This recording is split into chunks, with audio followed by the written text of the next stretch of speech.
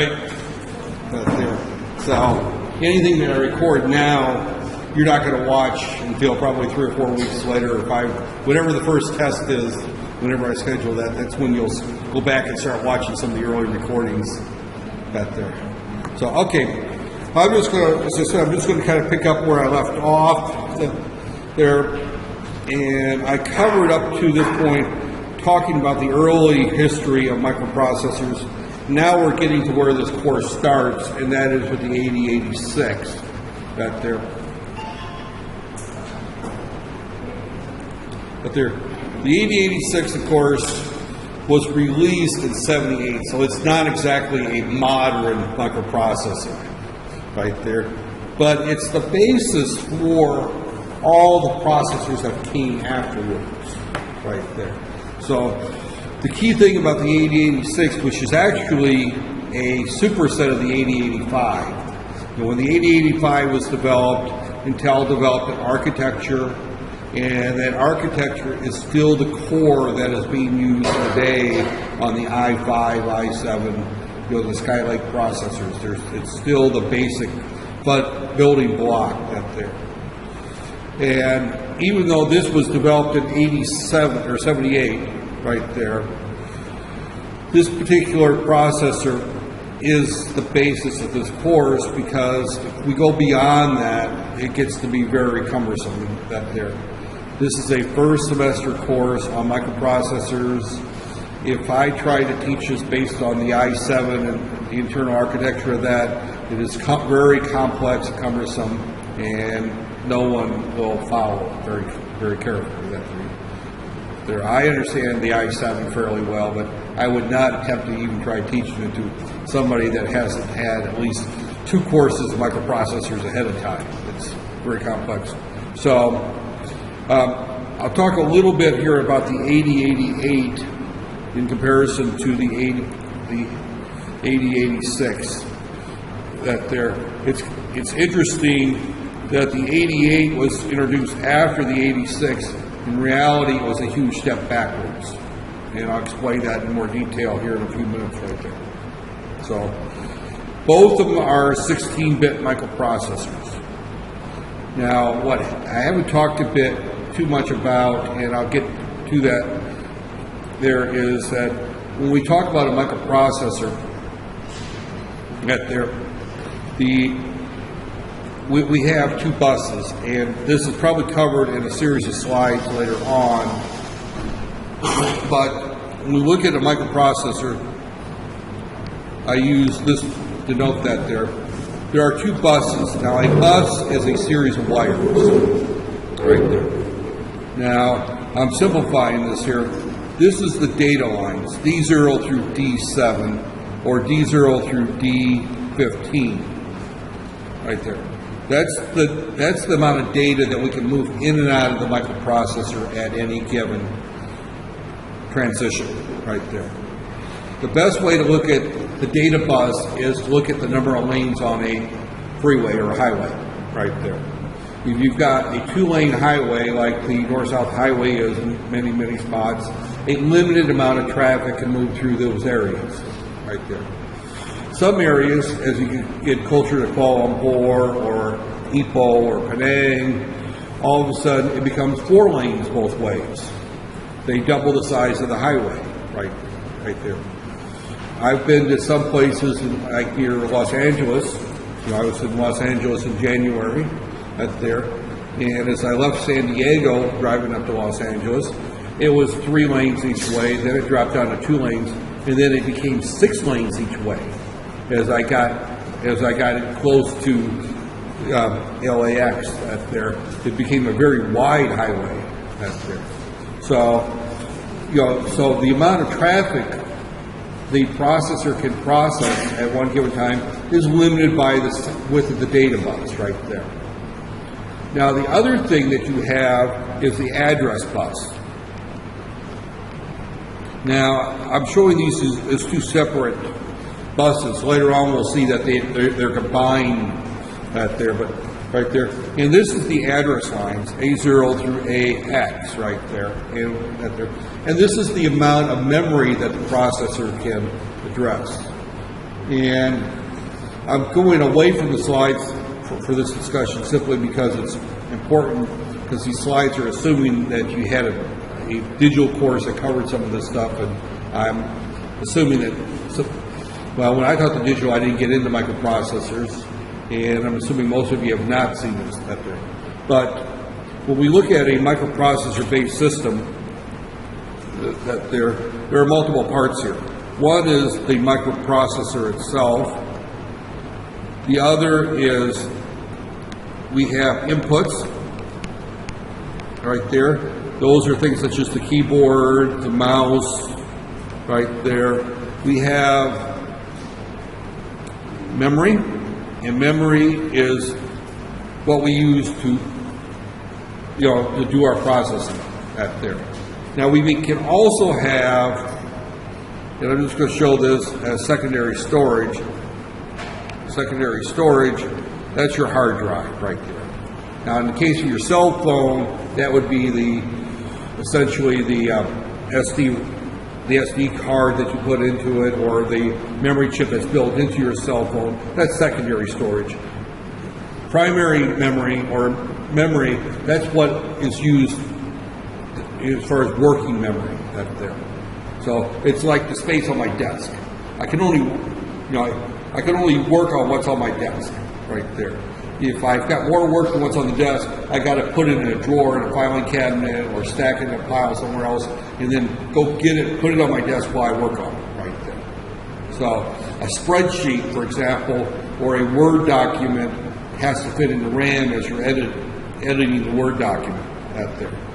But you don't have every Word document that you've got stored in your hard drive loaded into working memory right there. Now, as it turns out, that the amount of working memory you have determines a lot of how fast you can do multiple or large jobs right there. If you've got a small job, having 4 gig of RAM is plenty.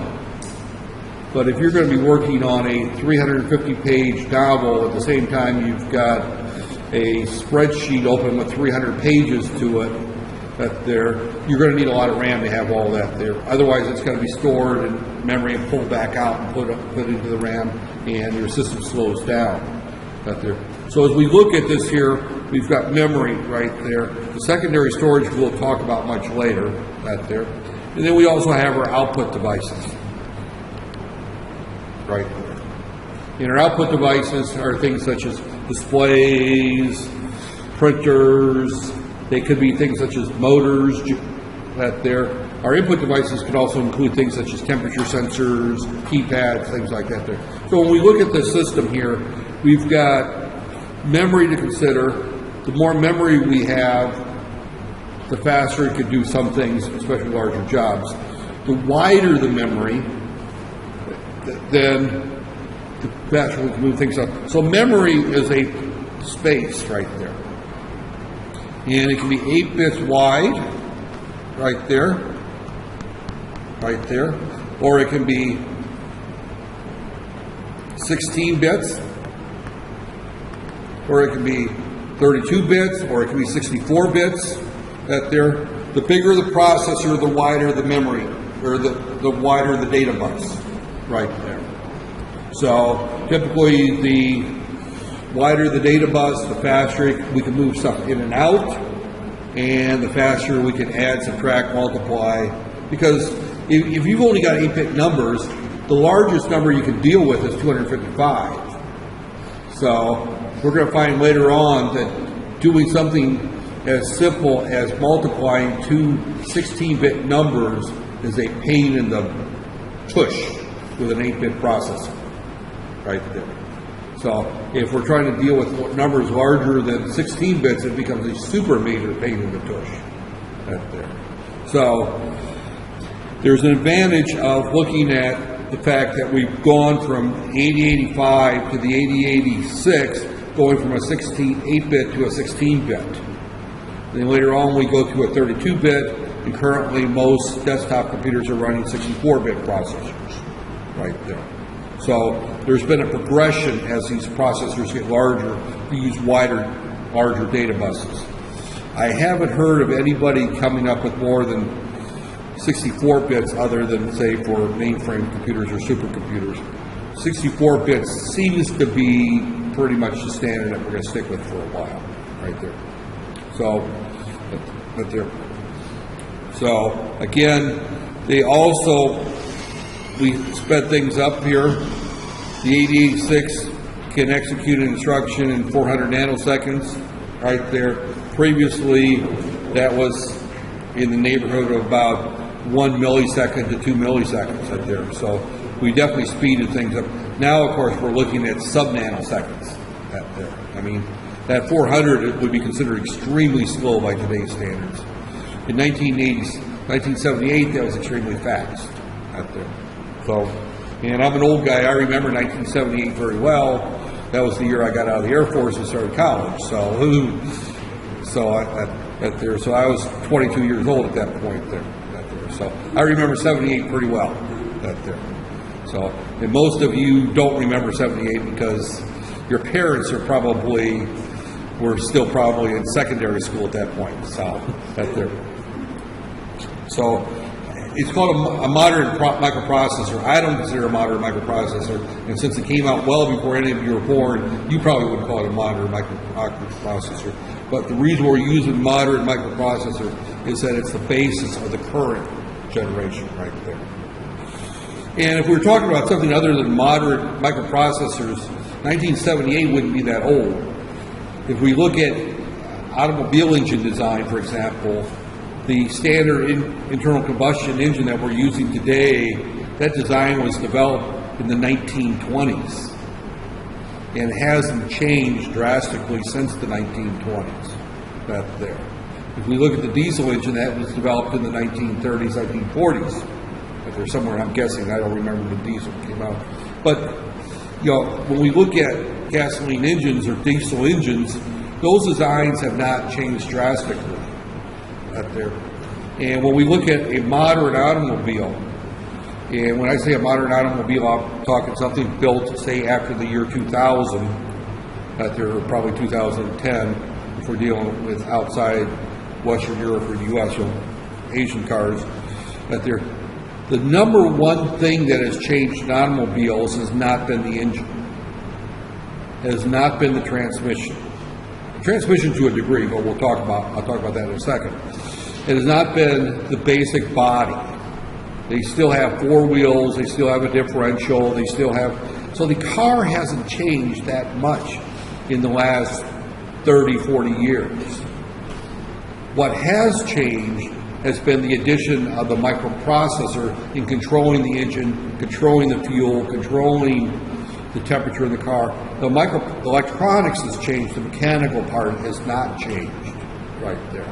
So again, that goes back to, this is the number one rapid changing field in technology. There is the most. So as we get into that there, the 8085 only had a 16-bit address bus, which meant that it could only address 64K. And later on, we're going to be using an 8-bit microprocessor that will only address 64K. So that number is a very common number there. And that has some serious limitations on the early version of the 8085 or 8086 software, because I don't know whether it's this class or the other class. I mentioned that Bill Gates was involved in writing the operating system for the 8080 or the Altar there. But Bill Gates was early developed software for the 8085 based systems and Z80 based systems. And when he came up with the original version of DOS for the IBM PC, he just reused 90% of his code right there. So the early versions of DOS had some serious problems with things over the 64K barrier right there. So that's been changed in modern versions of Windows. But the 8086 and the 8088 address 1 meg. They had 20 address lines right there. But they still kept 16 bits for the internal registers on the address bus. And when we start about how this is programmed, we'll see what effects that has. That they're replaced smaller mini computers in many applications right there. So the other feature is that we came up with cache. The cache, and caches are much larger today. What it is, it's a small part of memory that the processor goes out and looks ahead to see what instructions are coming up to get ready for them. It goes out and gets them out there. It's kind of like a to-do list. You look at the next 2 or 3 items that are on your list, and you get what you need for it out there. So, and increase led to many sophisticated applications up there. We added the multiply and divide instructions, which we're missing. The number of instructions increased from 45 to that they're over 20,000. Now that's variations. We don't have to learn 20,000 instructions. We're going to learn more in the neighborhood of 45 because that's really all we need. These are all variations. Now you learn how to set the variations. That there. Okay, these are complex instruction sets that they're in the course. Now let me talk a little bit about the difference between the 8086 and the 8088. That they're both 16-bit processors. Internally. Right. However, the 8086 is a 16-bit microprocessor. It basically, the address bus went from 16 lines to 20 lines. The data bus went from 8 lines to 16 lines. This is 1978.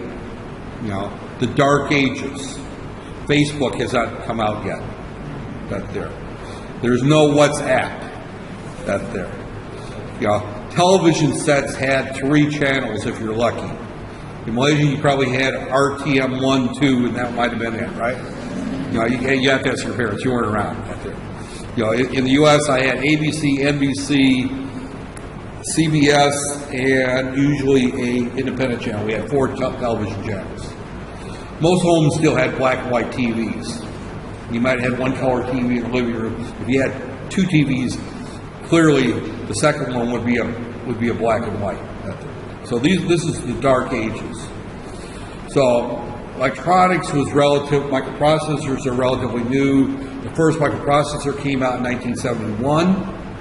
So microprocessors are only 7 years old, right there. And the first microprocessor that was commercially viable was the 8080. That was an 8-bit microprocessor. They sold some 4004s. They sold some 4040s, but not very many of them. So everything other than the microprocessor was an 8-bit device. Right there. All your memory, and I'm sorry about my pen, but it's doing funny things there.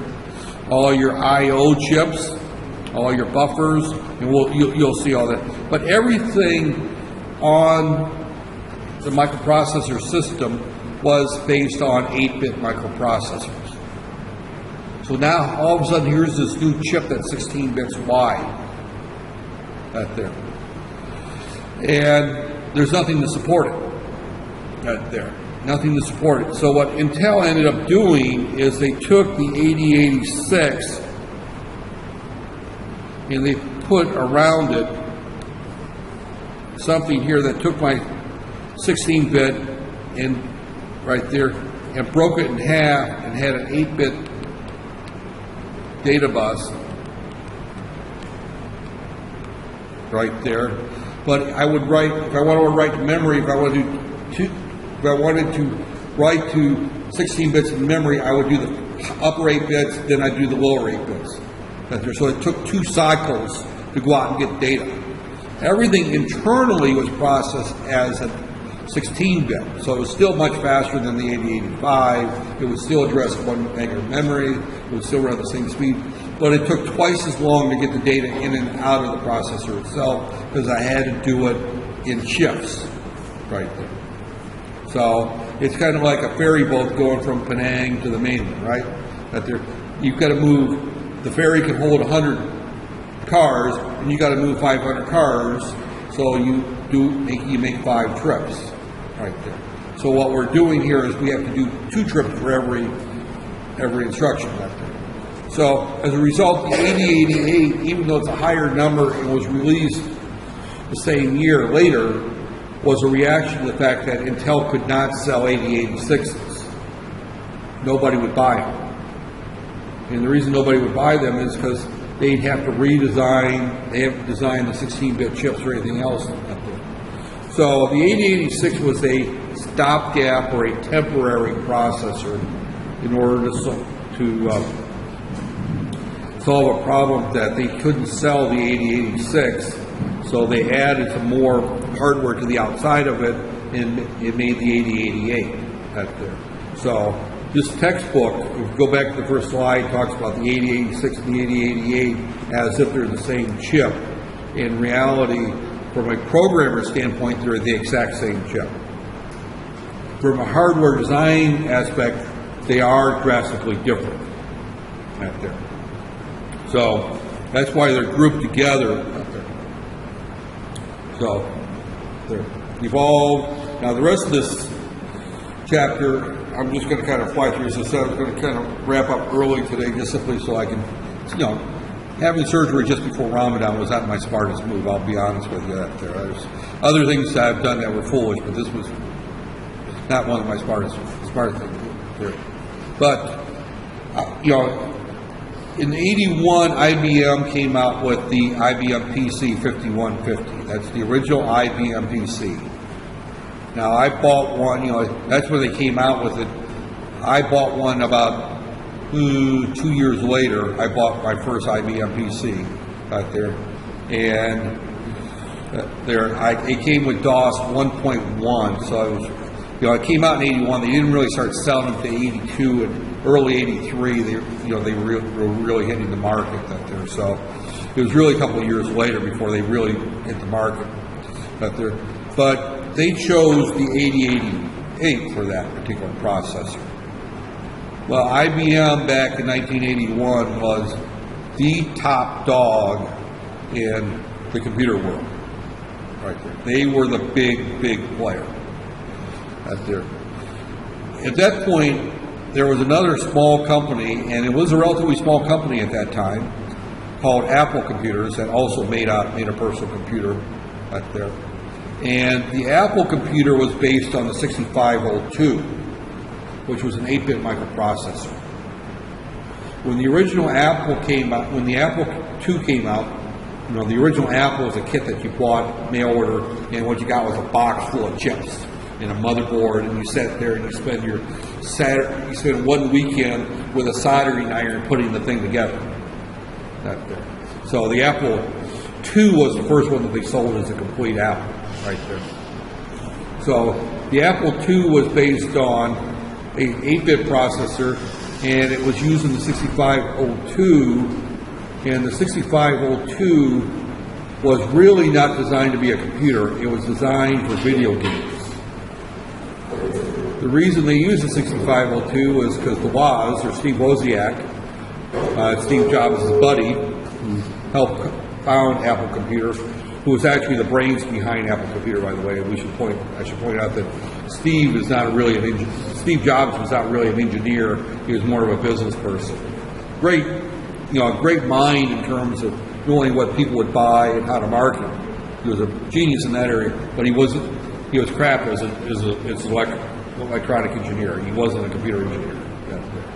But he was great with coming up with ideas. His buddy Woz actually designed the system, and Woz at the time worked for Atari. And Atari was a video game manufacturer, so they based it on a video game processor right there. So the IBM was miles and miles ahead, faster, more powerful, more complex, and more expensive than the Apple II. So it was the first desktop microcomputer that was viable out there for real work. And where I worked at the time, we had some Apple IIs that secretaries used for word processing. The screen width was only 40 characters, so for a full page you had to scroll over that there. It wasn't a very usable or very friendly desktop computer for office work out there. It was great for video games. It was great for hobbyists. Great for kids to play with, but it wasn't a real computer by anybody's computer standards. So, but the IBM was the first computer, desktop computer, and it used the 8088 back there. And that ensured that everything afterwards was going to be based on the 8088 right there. So, up there. So that's why we're still talking about the 8088 almost 40 years after it came out. Up there. So, spreadsheets, and this just kind of goes that there is that spreadsheets, word processors, all this required much more. Now there were some computers out other than the Apple during this time that were 8-bit based on the Z80. I mentioned the Altar before. The Altar was a hobbyist computer. Nobody used it for real work. That was for engineers that had more money than they had sense. They would buy the Altar just to take home and play, to learn that there. But there was a lot of what they call Z80 machines that ran something called CPM 80 there. And they were nice little computers. They were very large. They used 8-inch floppy disks there. And those were used predominantly by engineers for do early engineering programming type things. They didn't find their way in the offices much there. So prior to that, secretaries used typewriters. Has anybody seen a typewriter in this room? You know what a typewriter looks like, right? There. So I learned how to type on a manual typewriter before they had electric motors in them. There. So actually, the electrics were out, but we could only afford the manual in our house.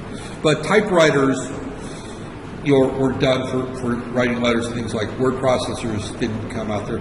There was dedicated word processors with dedicated documents out there, and these were not computers. They were computers, but they were dedicated word processors right there. And all they did was process documents.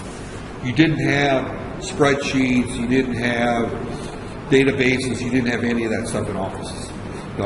Documents were kept in filing cabinets out there. So spreadsheets, spelling checkers, none of this stuff existed before the IBM PC in most offices out there. So they were all out there.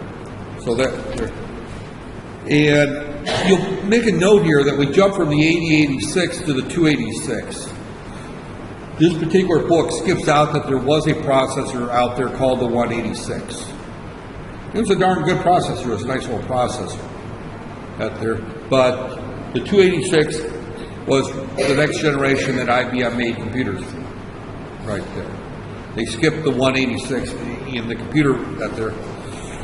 And the reason for that is very simple, is that I've got this group of young ladies right here. I put them on a development task to do something. I got these gentlemen over here. I put them on another task. Your job is to design the 186, the next generation processor. These young ladies are tasked with developing the 286, the generation after yours. I started you probably 6 months before I started them. That there.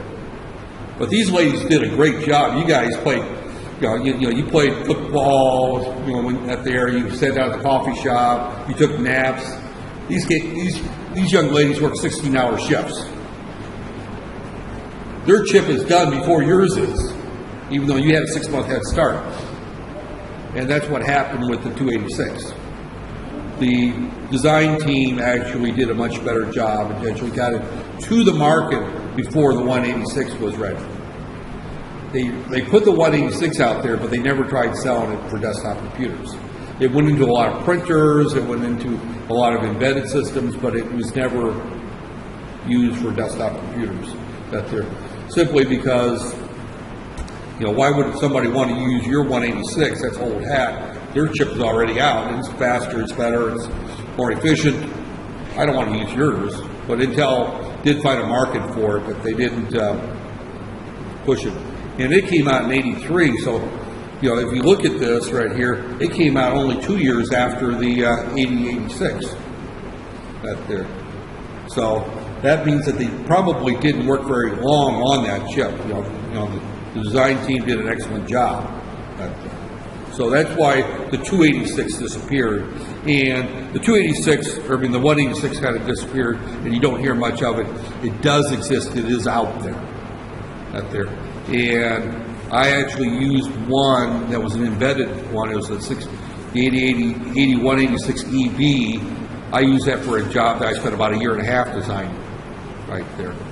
So I got very intimate with the 186 because I used it almost every day for a year trying to get a product out the market. That there. So they're almost identical. That there. The big difference is that we added some data lines that there are some address lines.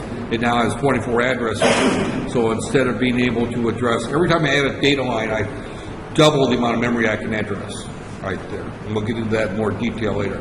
So when I went from 20 lines to 24 lines, I went from a 16-bit limit to one megabyte limit to a 16-bit megabyte limit.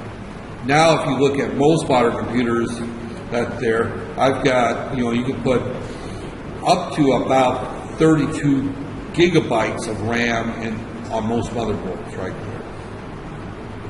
So the processors can address much more than that, but the motherboards are limited to about 32 gig.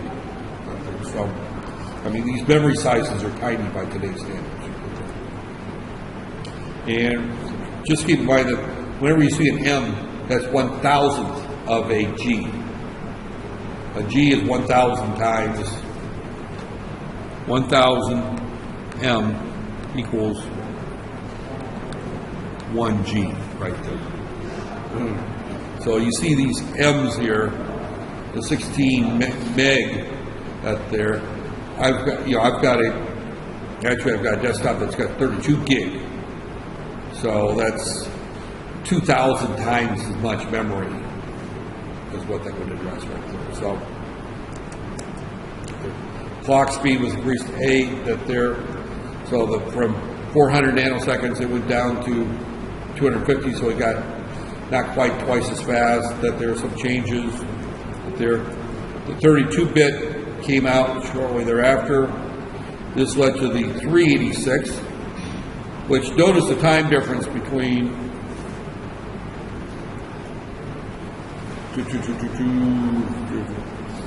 83.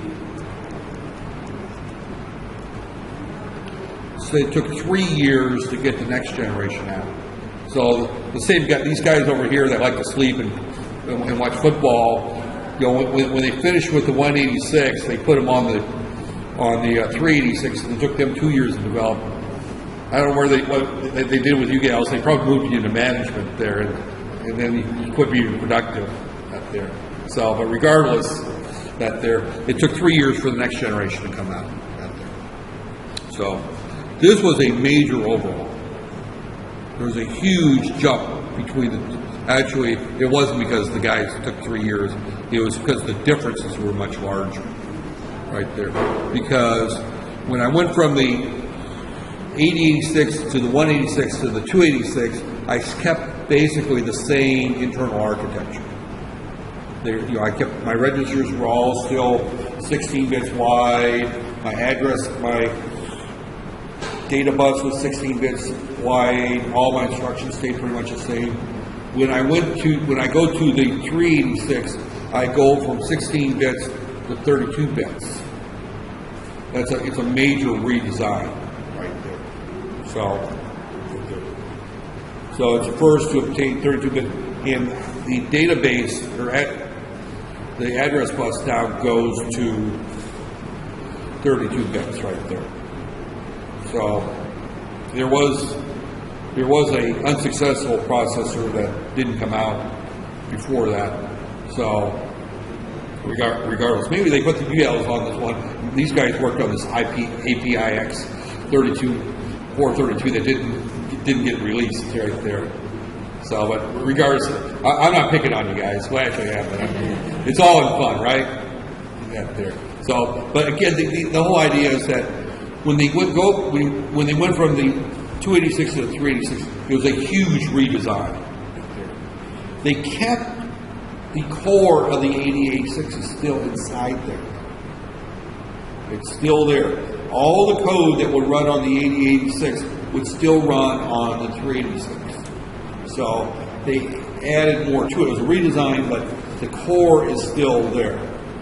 You build a house, you take a small compound house, and it's got 2 rooms and 1 bath, right? Or maybe it doesn't have any bath. It's a small compound house. Right there, a young couple gets married, they build a house out there. Well, they have the first child, everything's house out there. They have a second child, all right, we need to add another room. They have another child, they need another room. The daughter gets married, and the husband comes lives with them. All right, they need 2 more rooms. The same 2-room compound house is still inside, but then it keeps getting bigger and bigger. Now, when it's all said and done, you may not recognize that the original living room, dining room, kitchen, and 2 bedrooms are still the core of the house, but everything else is around it. And that's what's happened with this processor development, is that the core was left the same. Now, you would think that in some cases it's cheaper to just tear down a house if you know you're going to end up with a 6-room house. At some point, you just bulldoze the whole thing down and you build a 6-room house from scratch out there. In the microprocessor world, that doesn't make sense. And the reason is that we write software for a microprocessor, and that software is based on the internal structure, and we'll see that in more detail, of the microprocessor. If we tear down the internal structure and start from the beginning, we have to throw away every piece of software that's ever been written for that microprocessor. Now, if you can imagine how expensive that would be after the IBM PC came out, and half the offices in the Western world, and probably a fourth of the offices in the developing world, all bought IBM PCs and word processors and spreadsheets and based their office on running that particular software.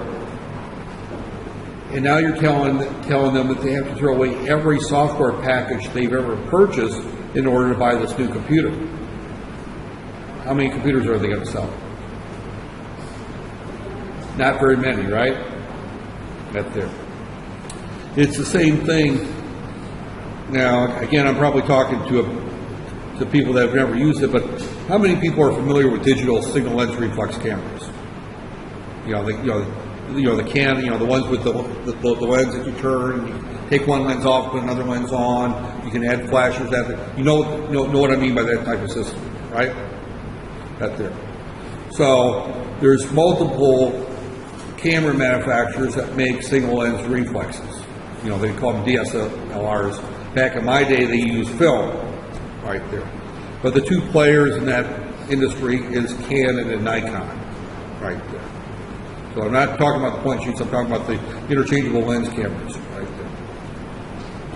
there. If Canon came out with a new camera and they told people that to buy this new EOS 12 that they just came out with up there, or whatever model camera they have, or this new Nikon DX50.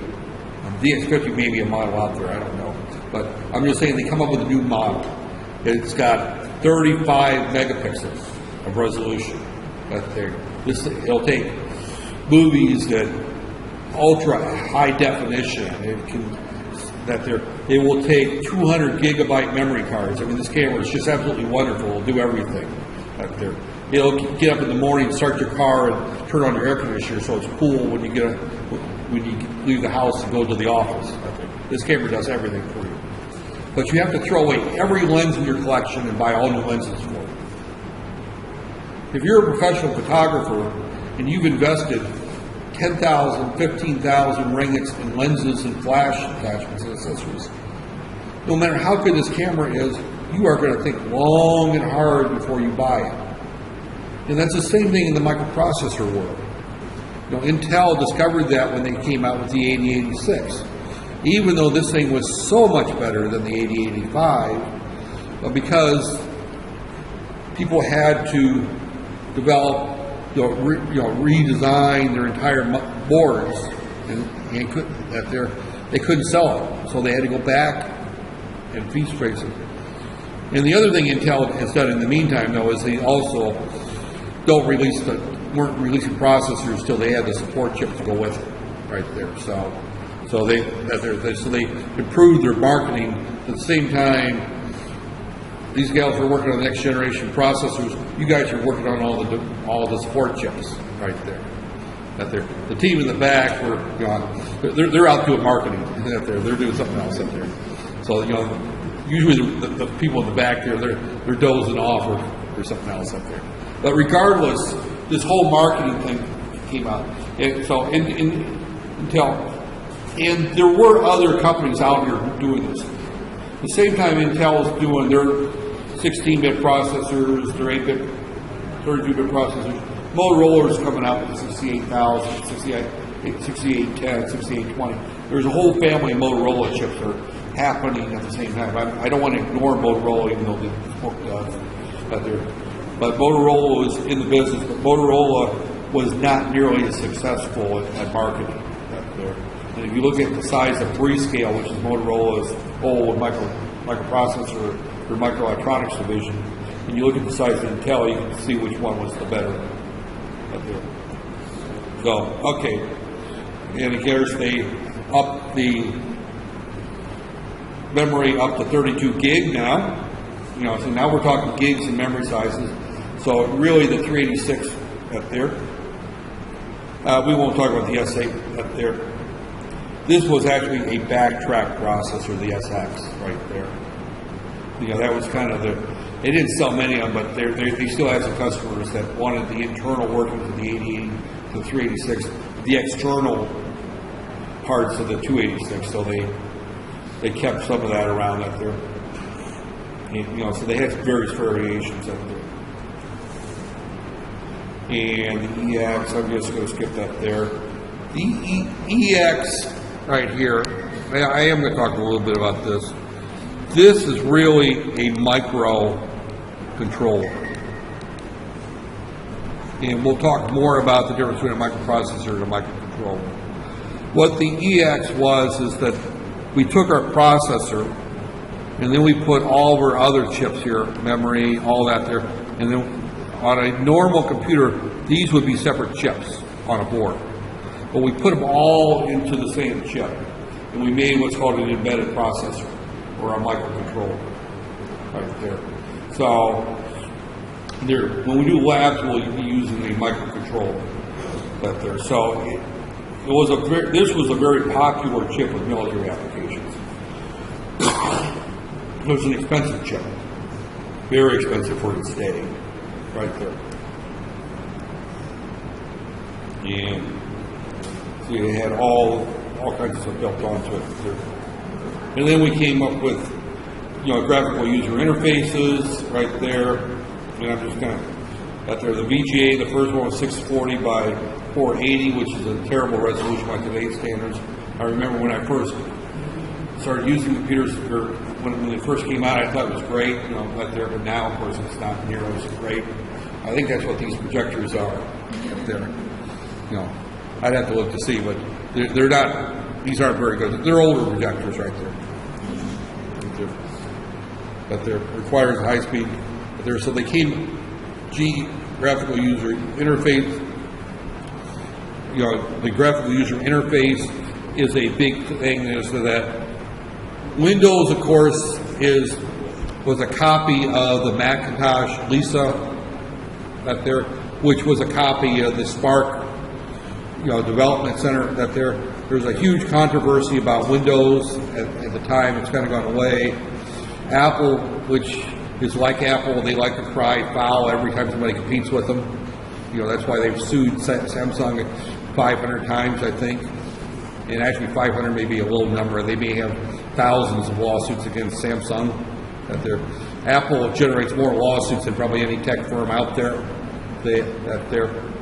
And Apple sued Microsoft big time, saying that they stole Windows from Apple.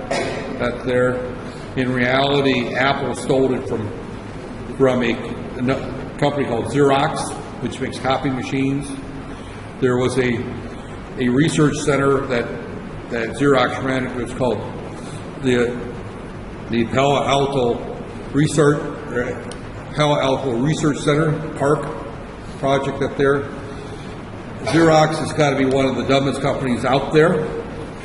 Hopefully they're smarter now, but their CEO at the time, I don't know what he was doing. He was probably smoking ganja or something in his spare time, but they spent millions of dollars putting it together, a research center in Palo Alto, California, up there, and they come up with all kinds of new technologies, and they developed the first mouse.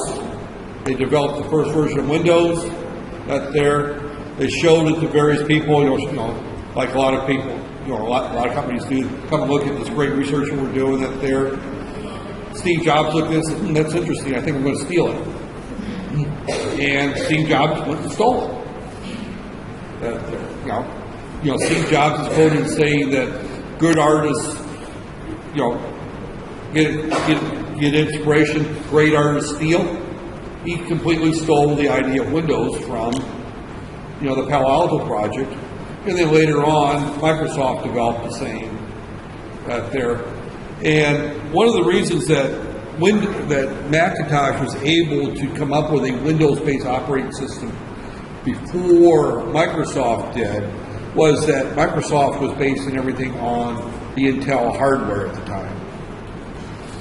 Motorola was noted for tearing down the house and rebuilding it every time. Therefore, they had more efficient and faster processors at the time. And Motorola, but they were a lot more expensive, and every time you upgraded, you had to rebuy your software.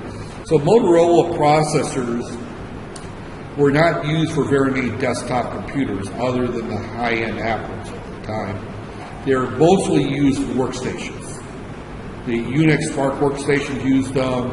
A number of the Unix-based systems used them. Many computers used the Hewlett-Packard used it, and a number of their Unix machines. But Motorola processors were higher-end processors at the time. And that's what the Macintoshes were using at the time. So therefore, he had better hardware to work with. So when they stole Windows and put it on the Mac, or the early Macs, it worked fairly well. Windows 1.0 came out at the time, and it was horrible. And there was nothing wrong with Windows 1.0, but the hardware that it was running on was just way too slow. And it was running as a program within DOS, too. So Windows 2.0 was just as horrible. Windows 3.0 was just as horrible. Finally, with 3.3, they finally got a version that was usable. So the first version of Windows that people consider a usable version of Windows was 3.3. That was the first one that I actually used. And then Windows 4.0 came out, and then Windows 95 finally came out. And Windows 95, they tore down the house and started over again. So Windows 3.x and 4.0 actually ran inside DOS. And then after Windows 95, there's a DOS shell that runs within Windows if you have to run DOS commands. And that still exists in where are we at? Windows 10 now? So again, this required faster and faster, bigger and bigger microprocessors right there. So it's 32-bit up there. So and I'm just going to go through all this here relatively quickly. Up there, high-level languages, spreadsheets use real numbers for data storages. So you get into the idea that the need for faster and faster computers is continuing to grow. Right there. So the 386, and I'm just skipping through this here. The instruction set keeps getting larger. Right there. Features allow older 16-bit software to be run. In other words, we still kept the software compatibility with the old processors. And that goes back to having that two-room compound house in the middle of this large bungalow sitting in the middle of a 2-acre lot back there. So the 486 came out in 89, again about 3 years later. Again, it that the big difference is this right here, and I have not talked about it, and it's kind of a non-issue today, but the early 8086, 8088 did do very well at number crunching. That's good. And Intel introduced a processor called the 8087, which did number crunching. It had functions such as cosine, tangent, square root, cube root. It would do a lot of things in hardware in terms of doing number crunching. You know, that there. So they sold that chip as the 8087. My original IBM PC that I bought had an empty socket when I bought it for me to put an 8087 in there if I wanted the number crunching, which as an engineer, I bought that probably as soon as I found the money after wiping my savings account out buying the IBM PC, because it cost me, when I bought the IBM PC, they cost me $3,000 USD at the time. And that was in $1983. So that would be close to about $14,000 or $15,000 today. In terms of, you know, if you had inflation. So it was a very expensive computer. It was like 2 months' salary right there. So if you move to the RM, multiply by the current exchange rate, which is close to 4, you're talking a 50,000 ringgit computer right there. So it was a very expensive computer right there. So, and the math coprocessor was $150 US at the time. So that's 600 ringgits in 1983. So that might be close to 6,000 ringgits today, just for one little chip. So, but what they did do is that every generation there was the 8087, the 187, the 287, the 387. They introduced a processor, math coprocessor, every time they introduced a new processor. The 486, they said the heck with this, and they put inside the same chip the processor and the coprocessor. Right there. So it was combined, and they've done that ever since. They no longer sell the math coprocessors right there. So again, the D486 up there does a double clock right there. There was also one called the 486SX, which was the stupidest marketing thing I ever seen them put out there. And what it was a 486 without the math coprocessor. You know, the big change was they added the math coprocessor. Then they released a version without the math coprocessor. But upon reading, I discovered, as in everything else, that there's another reason for doing it. The market didn't want it, but Intel found in their manufacturing process, because the math coprocessor is so much larger than the actual processor, most of their rejects were based on defective math coprocessors. So they sold the 486DX is really a defective 486 where they disabled the math coprocessor. Right there. It's like you know, Proton selling cars right there. And they add in, you know, well, we'll assume we're not in Malaysia. We'll assume we're in Minnesota, where I grew up, right there, where people buy cars without air conditioning. In Malaysia, you wouldn't buy a car without an air conditioning. So, or what's the company? D-Mark, who sells the yellow cheapo motorcycles, right there. I'll use that as an example. I bought one of those to learn how to ride one just to pass a test. So I'm familiar with how much of a piece of fine artwork it is. Not very good as a motorcycle, but it's an interesting piece of artwork. But let's say, for example, they were having all kinds of problems with the electric starters. I mean, they're 30% of their motorcycles or 20% of their motorcycles, they couldn't get the electric starter to work. They don't want to throw the motorcycles away, so they introduce a new model that's a little bit cheaper, and it comes with no electric starter. The electric starter's in there, but they just don't connect it up right there. And that's what the 486SX was they just didn't hook up that there. So, okay. Another company out there, I should just kind of mention that there. And again, this is all well into my normal time. I was going to stop early, but let me just kind of finish up. I mentioned that there was Motorola was out there. There was another company, it's still out there, called AMD, Advanced Micro Devices, that was making, every time Intel introduced a 487 or 486, AMD released a 486. That there. So they're keeping up with that there, and they're pin-for-pin compatible devices. That there. AMD is still out there, they're still making processors, and they're still competing with Intel.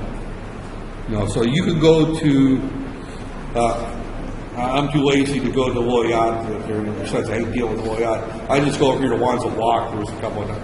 There's a little IT that there's actually near my house there at Festival City or Stop Central. There's a couple of computer stores. And I can go there and buy motherboards or processors. And I could buy either an AMD processor, an AMD compatible board, or I could buy an Intel processor or Intel motherboard. The two companies are still competing with each other. Right now, Intel's got the better processor and it's faster, so if I was to recommend one, I would say the Intel. But Intel's more expensive. If you want a low-cost machine just for surfing the internet, do word processing, whatever, the AMD's just perfectly fine right there. So, you know, it's really, but, you know, the next generation AMD might be faster than the next generation of Intel. They tend to play these games out there. So, again, so they're talking here, this has kind of gone away. The future process is talking about faster. Actually, the industry has not gone to much faster, but buses. They've actually gone a little bit slower. You know, they're typically operating slower, but they've gone to multiple cores. That's it. Over the Pentium, of course, is up there. This is kind of a funny thing. This was a reaction to AMD. AMD was calling their processors 8086s, 186s, 286s. Intel sued them. The courts in the U.S. said that it's a number, you can't copyright a number. Out there. So they started giving them names or putting letters with them out there. So it's like a BMW E320, right? If they took the E out, anybody could sell a car and call it a 320. But by putting the E there in front of it, so that's why you've got i3, i5 instead of, you know, otherwise they would just follow the normal, the next one went into 586, 686, that's there. They still have a number. So you'll still see something that says i5 6500, for example. This is the class of processor. They've got three classes, i3, i5, and i7. 6 is the generation number. So if you see a 6, that's Skylake. If you see a 5, it's 5th generation. And that's it.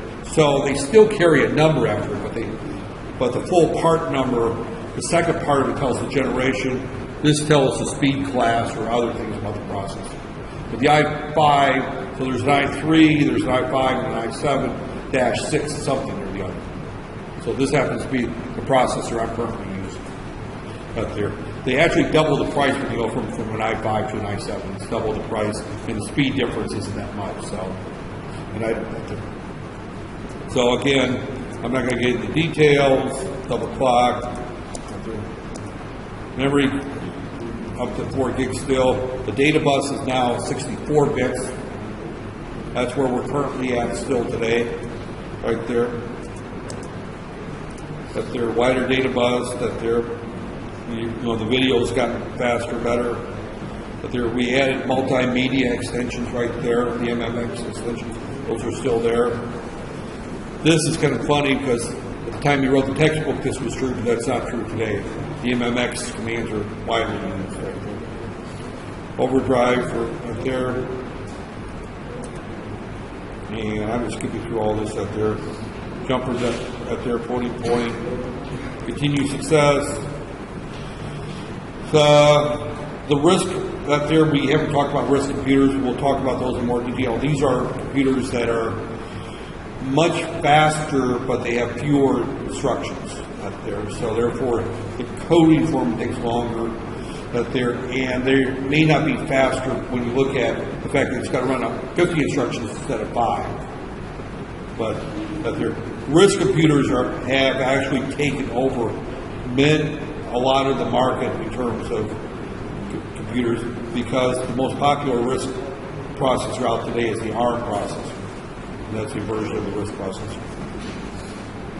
Something over that there. Again, the PowerPC doesn't exist anymore. That was an interesting thing. The PowerPC was a collaboration between Motorola, Apple, and IBM. 3 companies got together and put out a computer called the PowerPC, or a processor that they were RISC. It was an interesting processor. It was used in a number of computers. I personally don't know why it failed, but it failed. It didn't last very long. But it was used in a number of the Macs and some of the IBM PowerPCs.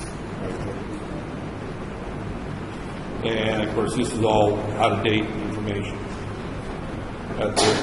This is probably down to about 75%. I think Macs have probably got 25% of the market. And Macs are very popular with the younger generation, I noticed. So I think Macs are going to continue to grow. Although with Steve Jobs gone, a lot of people are saying that Tim Cook, the current CEO of Apple, is not quite doesn't quite have the foresight that Jobs had. Very few people in the world had the foresight that Steve Jobs had to come up with products. Steve Jobs was a genius. I said he was a mediocre engineer. I didn't say he was dumb. He was a genius. There's a reason why Apple failed or fired him. And I don't know if anybody's ever heard the story, but Apple actually fired Steve Jobs once. He founded the company, he went public with the company, brought in the board of directors, and the board of directors fired him, the guy who founded the company. His name was Scully. He came from Pepsi Cola, of all places to learn how to run a computer company. He came from Pepsi, came in, almost bankrupt Apple. The board of directors fired Scully, begged Steve Jobs to come back, and then Apple is now back there. Unfortunately, he died of was it liver or pancreatic cancer a couple of years ago. So since then, Apple has kind of struggled. So Apple replaced with the Intel Pentium. So Apple is now using Intel right there. And you can actually run Windows on an Apple computer right there. Right there. And you can run them simultaneously. There's a software package called Parallels that I run where I can run Windows within that there. So, and I'm just going to fly through here. I want to finish these slides because I don't want to come back to this next week. Right there. So I'm just going to jump through here. And Pentium Pro, right there. And I've got one more thing to just kind of show. I'm not going to talk about the Xeniums, the various Pentium families. The Pentium families, of course, eventually became the i3, i5, i7, right there.